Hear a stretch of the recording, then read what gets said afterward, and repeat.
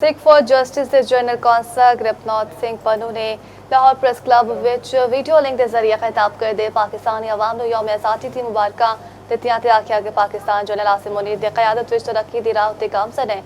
होर तफसील इस रिपोर्ट विच।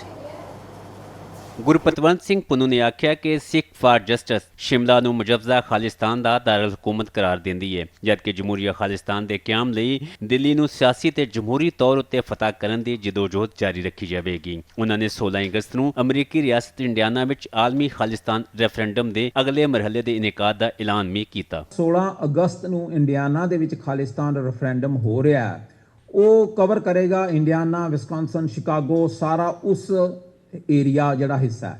ते उस तो बाद जिहड़ा होना है दोबारा होएगा, वो होएगा कैनेडा दे विच एडमिंटन च 18 अक्तूबर नूं।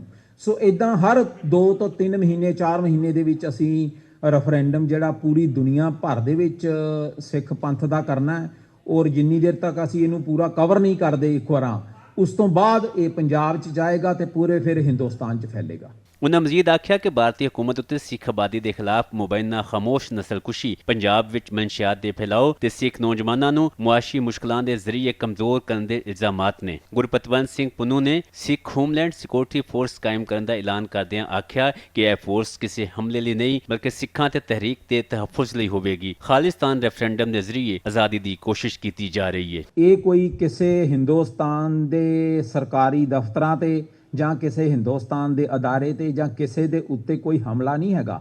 ਉਦੋਂ ਇਹ ਐਕਟੀਵੇਟ ਹੋਏਗੀ ਜੇ ਤੁਹਾਡੇ ਤੇ ਹਮਲਾ ਹੁੰਦਾ, ਤਾਂ ਉਦਾਂ ਨਹੀਂ ਹੋਏਗੀ ਐਕਟੀਵੇਟ। ਉਦਾਂ ਇਹ ਸਿਰਫ ਕਮਿਟਮੈਂਟ ਹੋਏਗੀ, ਅਰਦਾਸ ਹੋਏਗੀ ਵੀ ਅਸੀਂ ਹੈਗੇ ਆ, ਜੇ ਸਾਡੇ ਤੇ ਹਮਲਾ ਹੋਏਗਾ ਅਸੀਂ ਜਵਾਬ देंगे। उन्होंने अक़वाम मुत्तहिदा विच पंजाब की आज़ादी का मामला चुकन का ऐलान भी किया। भारत नाल मुमकिन मुस्तकबिल की जंग का जिक्र करदिया पन्नू ने दावा किया कि जंग की सूरत विच भारत के टोटे हो सकते हैं ते पंजाब एक वखरा मुल्क बन सकता है।